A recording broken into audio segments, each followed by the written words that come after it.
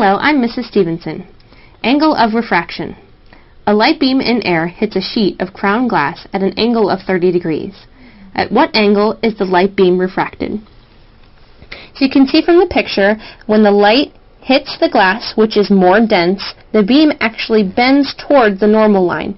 Normal means perpendicular, and this dashed line is perpendicular to the glass. So the beam bends in. You can see the angle as it hits is away from the normal line, and the angle as it goes through the glass is smaller, which bends toward the normal line. And just like any problem, we want to write down our knowns.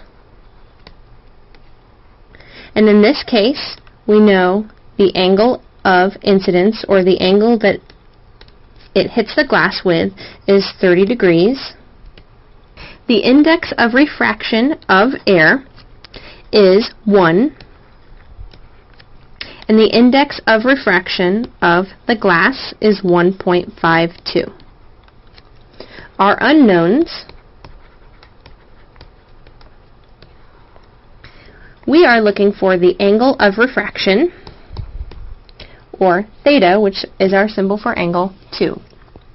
In order to solve this problem, we're going to use Snell's law. Snell's law says that the index of refraction of the first medium times the sine of the angle of incidence is equal to the index of refraction of the second medium times the sine of the angle of refraction. We are looking for our angle of refraction, so we want to try and get this theta 2 by itself. So first we have to divide both sides of the equation by n2, which cancels on the right.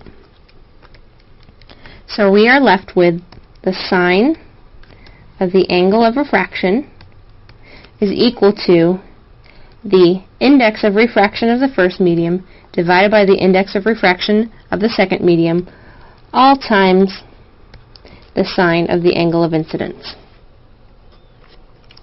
Now, because we're looking for the angle of refraction, which is in this sign, we have to try and get it by itself. And in order to do that, we have to take what is called the inverse sign. So our angle of refraction, we're going to take the inverse sign, which is represented by -1. This means the inverse of the sign of our index of refraction for medium 1 divided by our index of refraction for medium 2, all times the sine of the angle of incidence. When we plug in our known values, we take our inverse sine of 1 divided by 1.52, remember this is air and this is the glass, all times the sine of 30 degrees, which is our angle of incidence. We find that our angle of refraction is 19.2 degrees.